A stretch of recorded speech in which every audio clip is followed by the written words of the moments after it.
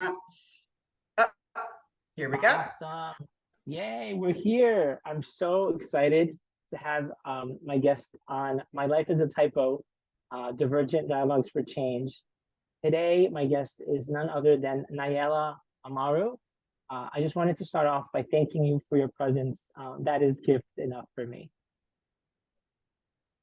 Oh, Davi, thank you so much for having me. I'm excited for this conversation, and really looking forward to the next 30 minutes or so in space with you. Awesome, awesome. So, if I may be so nosy, what's been the best part of your day or your week thus far? It being Friday today.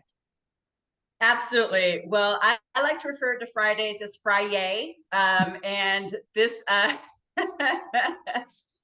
this has been a particularly good week. It's always a hectic week in the advocacy spaces, but I was able to go and support some really amazing organizations at their press conferences. Went to a few rallies, went to a few bill signings that really, I think speak to the heart of what I do of trying to engage people in everyday advocacy to help build a better and more equitable New York. And this is just a great way to end another great week in the advocacy spaces. Well, thank you for all you are and all you do. In fact, I know that you wear many different hats. I've had the pleasure of knowing you for several years now, and it may actually be a challenge for me to describe who you are in a nutshell and what you do. So I'm not going to take that from you. I don't want to steal your thunder. So when people ask you what you do professionally, what is it that you say? Like what titles do you use, or what words do you use? Maybe in addition to advocacy. I love that question because I do not fit into I don't fit neatly into any one particular box. I imagine it might be part of my millennial background. We wear all the hats, sometimes at different times, sometimes at all the times. We are all the things. Mhm. But essentially, no matter what hat I'm wearing, it's essentially to build grassroots governing power through policy advocacy, issue campaigns, and elections. And so my career and my work is really focused on fighting for equitable policies. In my line of work, I focus on policies through a racial equity and gender justice lens. Issue campaigns, which really taps into the need to mobilize grassroots to build education and awareness on social issues. And elections, right? So I also train women to run for office, teaching them the mechanics and the politics. I've worked on a variety of different electoral campaigns at the different levels of government across a few different states, trying to get good people into office, which makes my work as an advocate that much easier. Mhm. That's awesome. And how did you get into this line of work? Because I went to school with a lot of folks who said this is what we want to do, and some ended up going into that line of work, and some didn't. And no judgment there, just an observation. But it always makes me curious of like, how did you? What was the genesis story? How did you even start with this, field or this calling? Really, it's more of a vocation. I love that question. I was supposed to be a journalist, and then I was supposed to be a public interest lawyer, changing the world one court case at a time. But that's not how my story ended up being written. It was just a variety of different life experiences that I had, um, all really touching the reality of being invisible and being without power. And learning firsthand the consequences and how painful that can be when you are navigating spaces, when you're navigating society in a world, when you are invisible and feel powerless, right? And so, what really sparked, I think, my intentionality of wanting to create and expand spaces to empower people who felt like I felt at one point in my journey. I really just wanted to focus on that empowerment aspect, using policy as my preferred tool. Again, kind of moving in between the grassroots spaces and government. Again, with a focus specifically on underserved communities, is how I think I fell into, if you will, more so than just me recognizing how I wanted to share my time and my talent to empower people, rooted in a very personal lived experience of being invisible myself. Mm. You are, when I think of you, I think of you as somebody who empowers others, but gives voice to those who may feel voiceless, and kind of shares your power and your influence as well. Not somebody who hoards it, but shares it, and in so doing, amplifies it for all, right? So it's a very additive and sort of, I don't know, generous, certainly generous process. Who were the people in your own in your own journey who kind of showed you that this is a viable path, that this is an important, noble path? Like, were there, dare I call it, muses or people who kind of inspired and lit your way? For me, um, you know, as we live our lives, you know, we notice we notice things, we notice people. It's, you know, I think every moment, every situation, every chapter, every season can teach us something. And I like to be a student of people. And so many people I've come across in different chapters of my life in different spaces where I've learned from and been inspired from. And most often, quite frankly, David, these are people that you'll never read about in the history books. You won't see their names in the newspaper. You'll never see their faces on television. I've learned so much just from everyday people um, who want to show up in the way that they can, in the ways that they can, to help build better communities for their children, for themselves, for their families, not just for this particular moment in time, but for generations to come. And so more than I, I think one particular uh, role model, it has more for me been a process of being inspired by the people who are doing the work every day and learning to do my work a little bit better, a little bit differently. Again, from the people who are doing this every day. Again, and there's so many different ways to building power, to building a more inclusive democracy. I'm just a sponge learning from everyone that I cross paths with. And so that would be my answer. Not any one particular person or even a group of esteemed elite people, but really just so much inspired and learned so much from people who do this work every day. That is a very, first of all, that's a very diplomatic answer, but also I think a very real answer. In my life, the, you know, the at this point, thousands of people that I've crossed paths with, there's something I've learned from every single one. I do believe in the quote, I am a student and I am a teacher. In other words, with everyone, like everyone is my student, everyone is my teacher. That's a quote that Absolutely. I've butchered already, but I feel I embody because it's true. And listen, it doesn't mean that every single engagement and every single interaction is going to be life changing, but every person, you know, every little interaction can be informational, educational, inspirational in some way, in some big or small way. So, so you do a lot, right? Like you said before, you do a lot of different type of work in different spaces. You are active in so many different arenas.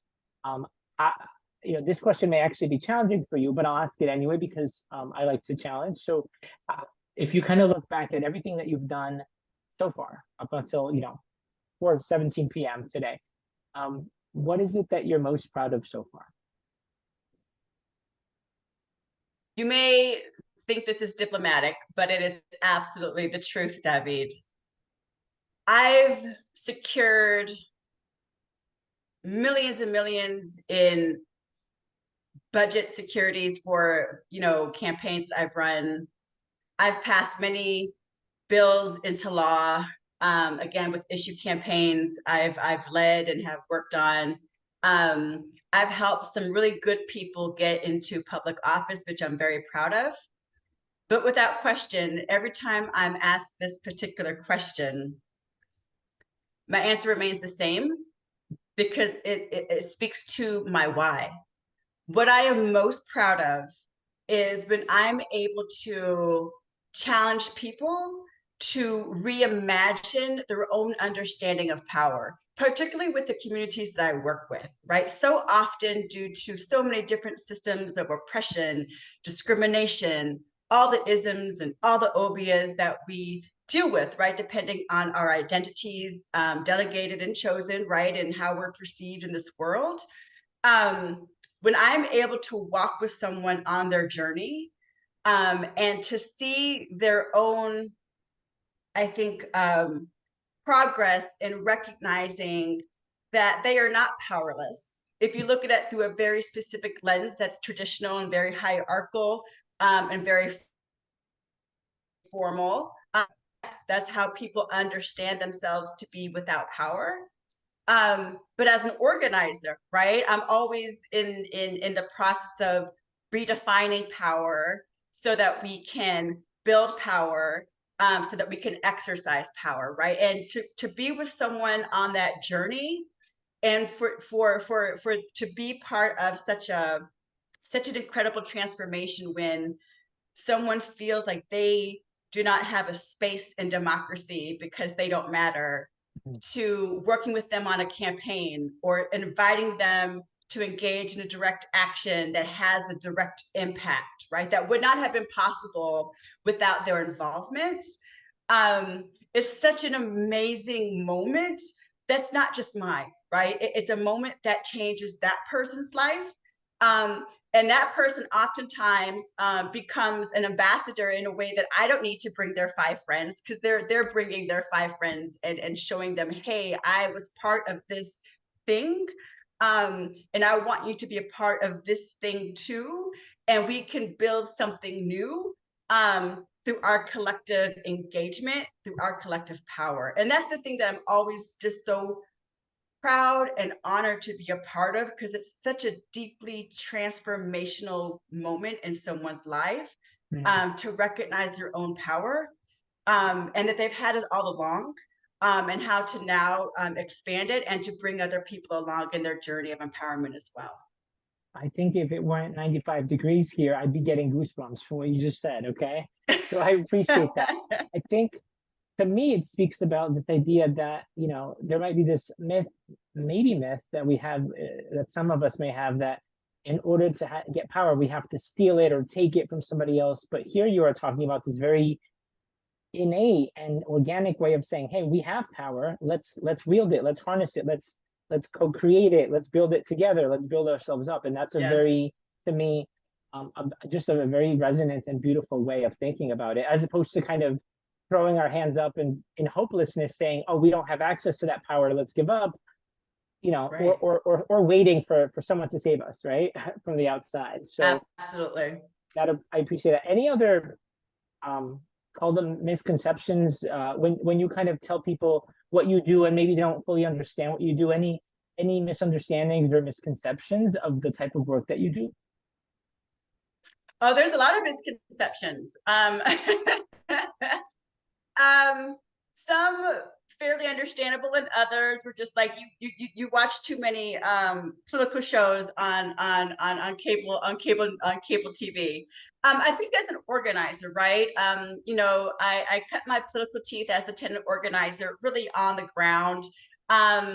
And I think sometimes our work is simplified to the people who chase you with clipboards, asking you to sign on to a petition.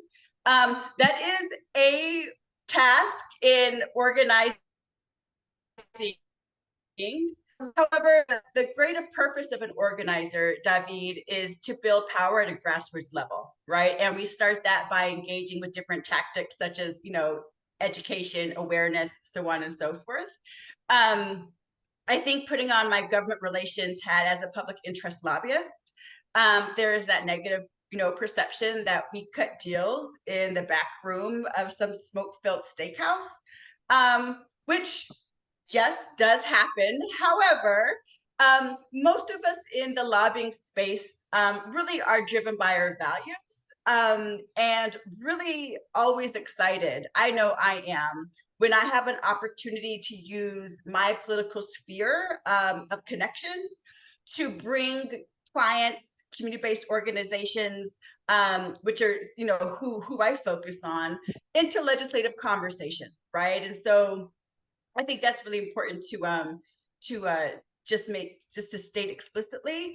And working on campaigns, you know, both electoral and issue, I think that sometimes people think about folks who work on campaigns as people who may not necessarily be able to hold down a regular 9-to-5 job. I've gone, you know, stints. You know, campaigns are a sprint and a marathon all at the same time, right? You have incredibly long work days for a short amount of time, and there are some folks who they make a profession out of it. They'll move all over the country running campaigns. But by and large, those of us who work on campaigns on the electoral side, it's because we really do believe in the candidate that we're working for, right? By and large, at least for me, I don't bring on, I don't consult for a candidate whose vision, values, and legislative platform don't align with what I believe to lead us to a more fair and just New York. Are there consultants who, you know, work for the person with the highest paycheck? Absolutely, right? But by and large, I know for myself and for other folks in this field, we do want to support the candidate with their expertise, who we really do believe that once they are in office, it will lead to, you know, greater things for folks here in New York. So that's some of the I think most common misconceptions I'm aware of and have heard throughout, you know, my career about the different hats that I wear. Well, I appreciate you being so forthcoming with that. And I'll actually offer, as a coach and a career coach, that, you know, those who kind of are chasing more of the dollar sign or the money, that's really the same kind of is true of any other profession, right? Like I have people in, whether they're in marketing and sales, and some are just more driven about the metrics or the dollar amounts in their paycheck, and that's fine. It's no judgment, just what they share. And others are driven more about values or vibe or culture, or, you know, the ethos of a place or a mission. So absolutely, I think the reason why your line of work, folks in your line of work, are they're just under more scrutiny, and I think that there's even more pressure to try to be, you know, good at all times, and it's just, I think it's just under a finer microscope. That's what I think, right? Absolutely.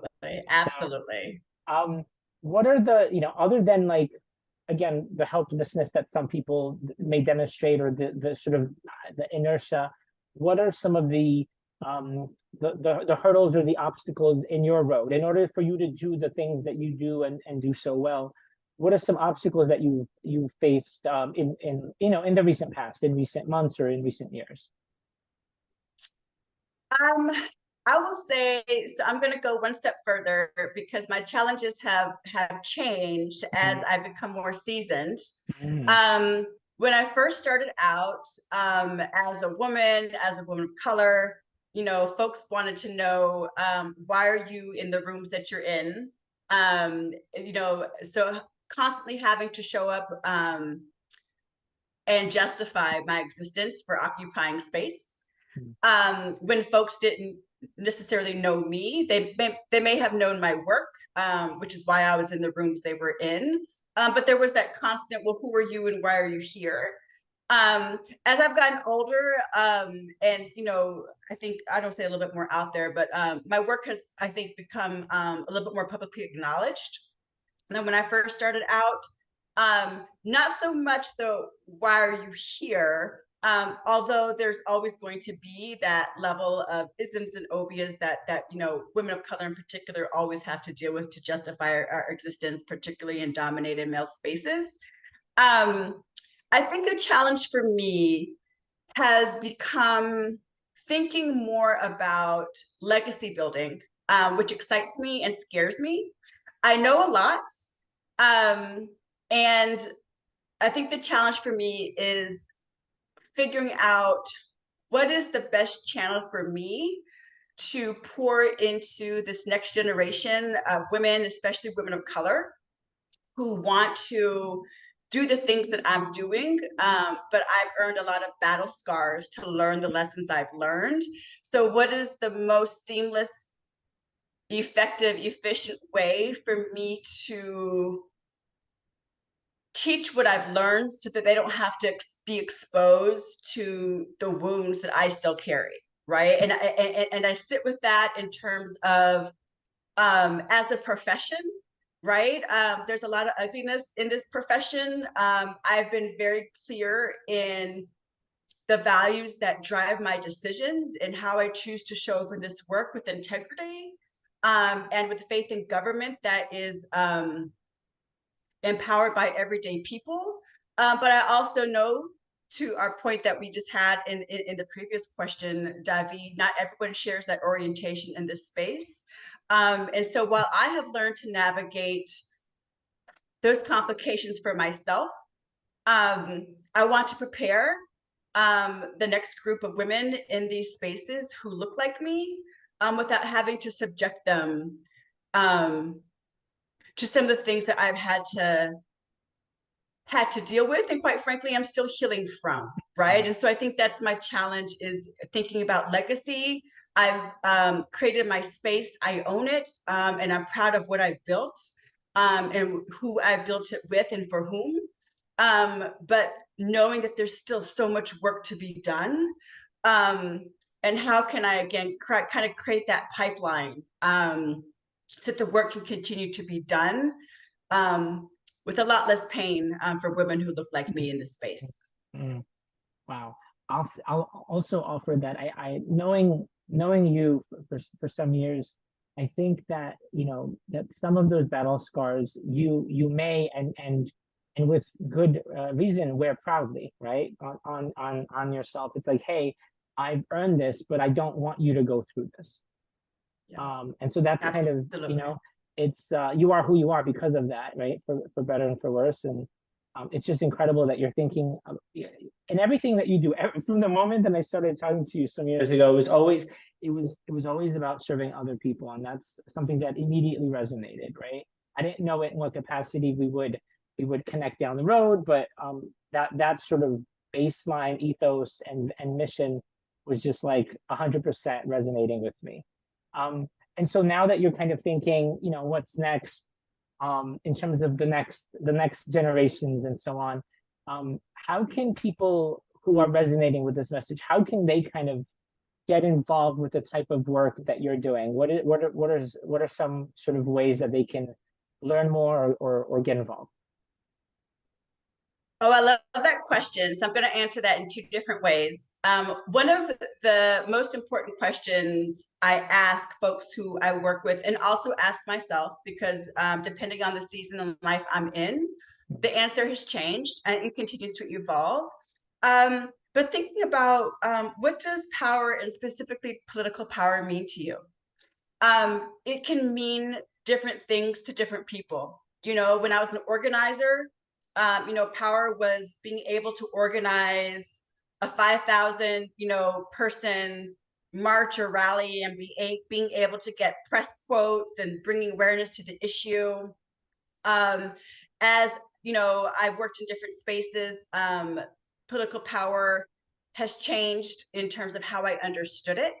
And there's no wrong or right answer, right? It's such a personal one. And so I would first say,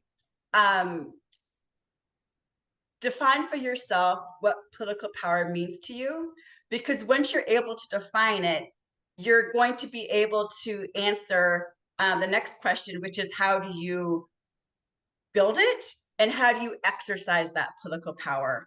And the answer to those questions is going to determine how you can get involved, in all the spaces that I'm in, right? And so for some people, it's as simple as showing up on election day or early voting. If you're here in New York, I encourage folks to vote early.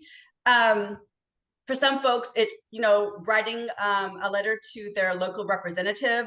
For some folks, it's the more engaged direct action, organizing issue campaigns, really being front and center and spearheading issues that impact them, their communities, however they choose to define it.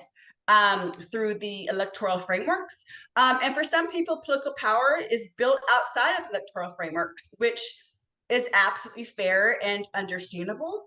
You know, the political frameworks that we live in here in the American context, I choose to build power the best way I can within it, within the structures that exist. But I absolutely support my rabble rousers, my dreamers who choose to build power outside of it, right? Because you need both, right? And I've gone back and forth between both spaces of being the rabble rouser advocate, shaking my fist, dismantling the table, and then right back in government that has the formal power to make the decisions of government investment, right? And again, seasons of life, evolution of our answers as we learn and grow and live a little bit more. But that's what I would encourage folks to begin with as a starting point. You know, ask that question, what it means to you, how you can build it, and how you can exercise it at whatever chapter in life you are in. That's beautiful. And what gives you hope, right? Because it's a challenging time. There's no reason to sugarcoat it. It's a challenging time in the kind of the political landscape. What gives you hope? What grounds you? The people I work with. Advocacy is hard. Mm-hmm. It is absolutely gut-wrenching. It is soul-crushing. It is emotionally draining, physically exhausting. And yet it is still why I choose to fight every day. The most rewarding, enriching, inspiring channel for me to connect with other people who share my North Star, who share my values that I use to guide my life and my career decisions and my work. And even at the lowest points when, we've lost an election or the votes didn't go the way that we needed it to, there's always, again, defeat. It sucks, right? It hurts because you put so much of yourself into something that you believe in so strongly, and for it to be ripped away from you over something as superficial as petty politics happens all the time. But what also happens all the time is people continuing to show up every day, each and every day in spite of it. And I'm always just so thankful for the people who remind me in those moments that this work is long term. If it was easy, then we would be fighting so hard to try and win it. But when we do win it, lives change. Generations change based off the work that we're able to do together. And that's really what inspires me and grounds me, is just the everyday people who choose to show up despite all of the messiness, because we're fighting for the future. And at the end of the day, that's really what grounds me and inspires me to not just be in these spaces, but to show up as much as I can every day to fight the good fight. Wow. I mean, the North Star, one of the many things I appreciate about you is that laser focus on that North Star amidst all the nebulousness, amidst all the messiness and the chaos and the defeat. Just again, that focus on, the ultimate goal and the mission and that of serving others. You do such a good job of shining the spotlight on others and amplifying others, that I felt it was only right today for me to spotlight you, and I hope I did a decent job of that. So it was only fair and only right. You deserve a little bit of the spotlight as well. So just wanted to thank you for those eloquent answers, for those sort of passionate and heartfelt answers. I've got no other questions for you, but just gratitude, and thank you again for doing this with me. I appreciate you on so many levels. Thank you so much. Thank you so much, David, for having me and for giving me me the space to share some lessons I've learned along the way. And I hope that your listeners can take something from it to help them guide them on their journey as well. Thank you so much. Appreciate you, Na'ilah. Take good care. Bye-bye. You too. Bye-bye.